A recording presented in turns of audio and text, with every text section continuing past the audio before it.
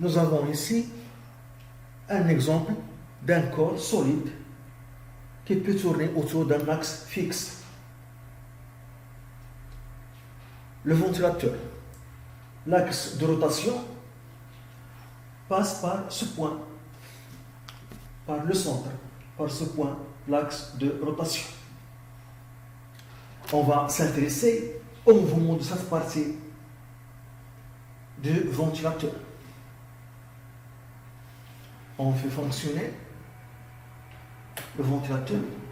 Alors, cette partie tourne autour de l'axe de rotation.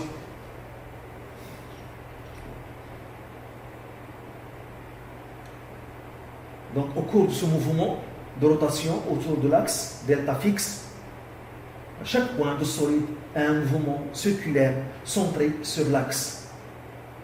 Pour mieux voir ça, je vais choisir 2 points de cette partie. Un point ici.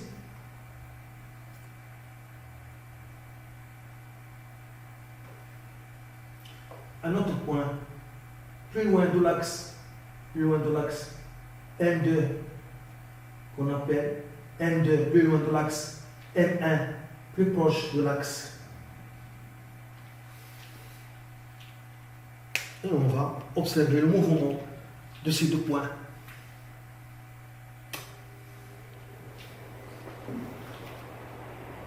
On observe que ces 2 points ont un mouvement, circulaire, centré sur l'axe. Les points M1 et M2. Alors, les 2 points M1 et M2 font un tour pendant la même durée. Alors, cette durée d'un tour, appelée la période. La durée d'un tour. La même chose pour les autres points de cette partie ont un mouvement circulaire de même période. Maintenant, on va mesurer la période de ce mouvement. Donc, je vais utiliser le chronomètre. Je vais démarrer lorsque les 2 points se trouvent en position verticale ici. Voilà, j'attends la position verticale et je démarre le chrono. J'attends la position verticale et je démarre le chrono. Voilà. Et lorsque un tour est accompli, donc je vais arrêter le chrono. Voilà, donc presque 11h37. Donc je vais répéter. J'attends la position verticale. Voilà, le chrono démarre. Et je vais arrêter le chrono lorsqu'un tour est accompli. Ici, voilà, 11h80. Maintenant, 11h80. C'est la période. Je recommence. Voilà.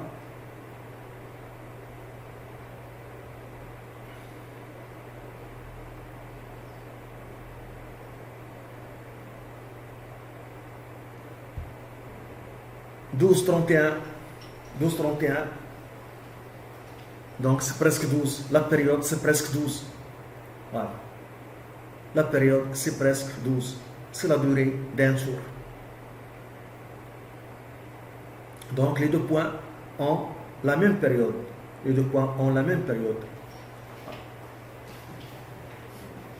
Donc on a la période de ce mouvement. Donc on a la période de ce mouvement T égale presque 12 secondes.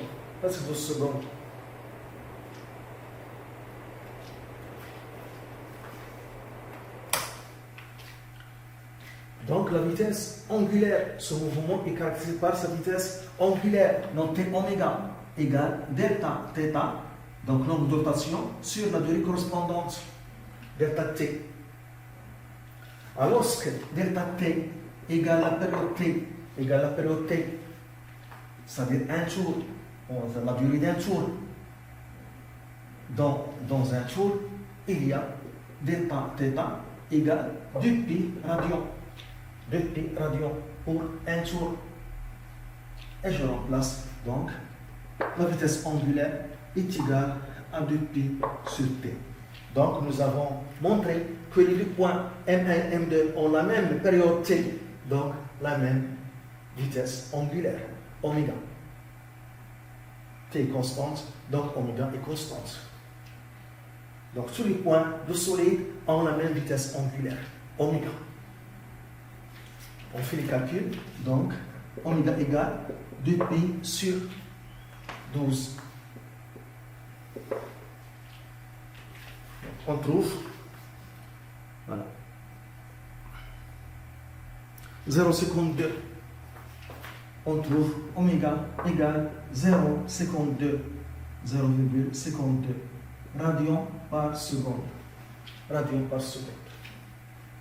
C'est la vitesse angulaire de ce mouvement. La vitesse angulaire de mouvement circulaire de point M1 M2, ou bien la vitesse angulaire de rotation de solide. Maintenant, on va chercher la vitesse linéaire. La vitesse linéaire. Donc la vitesse linéaire, V égale D sur delta T, la distance sur la durée correspondante. Si, par exemple, delta T, si delta T égale la période T, D, c'est la distance qui correspond à un tour. Donc, un tour pour un tour. Donc, pour un tour, cette distance-là, c'est le périmètre du cercle. C'est le périmètre du cercle. Donc, c'est 2πr. Donc, on a dans ce cas D égale 2πr. R est le rayon de la trajectoire circulaire du point M. Donc, V égale 2πr sur T. C'est l'expression de la vitesse linéaire de ce mouvement qui est uniforme.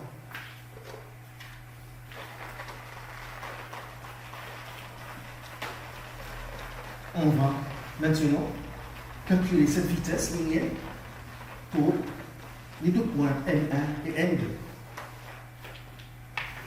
Donc, V1 pour M1, pour le point M1, qui est plus proche de l'axe, V1 égale donc 2π R1 sur T. Ils ont la même période. Ou pour le point M2, V2 égale 2π R2, le point M2 plus loin de l'axe sur T. Les deux points, ils ont la même période. Donc je dois calculer, ou bien mesurer R1 et R2. R1 égale, R2 égale. Et on fait le calcul de la vitesse linéaire. Donc je dois utiliser une règle, voilà, pour mesurer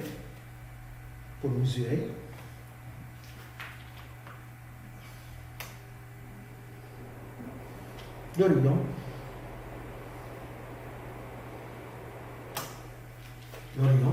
pour ce point qui est plus proche de l'axe delta. Donc on trouve 4,75 presque. 4,75 ici. Donc 4,75 cm, 4,75 fois 10 pouces moins 2 mètres. Pour le point M2 qui est plus loin de l'axe, le rayon de son mouvement, voilà, 16 R2 égale 16 cm, soit 16 fois 10 pouces moins 2 mètres. Et on calcule V1. Donc V1 égale donc 2π 4,75 10 pouces moins 2 sur la période 12 égale. Donc, on trouve 2,5 10 moins 2 égale 2,5 fois 10 pouces moins 2 mètres par seconde. Maintenant, pour le point M2,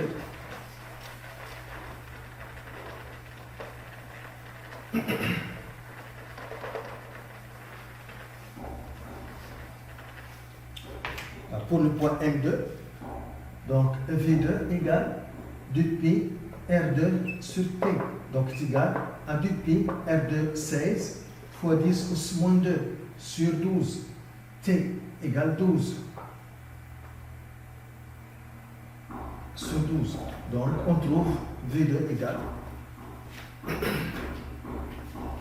8,4 10 moins 2. 8,4 fois 10 pouces moins 2 mètres par seconde. Donc ici, on remarque que V2 est plus grande que V1. Voilà. Parce que le point M2 est plus loin de l'axe. Donc plus le point est plus loin de l'axe, plus a une vitesse linéaire plus grande. Voilà. Par contre, tous les points de solide ont la même vitesse angulaire omega, qui est constante pour un mouvement de rotation uniforme.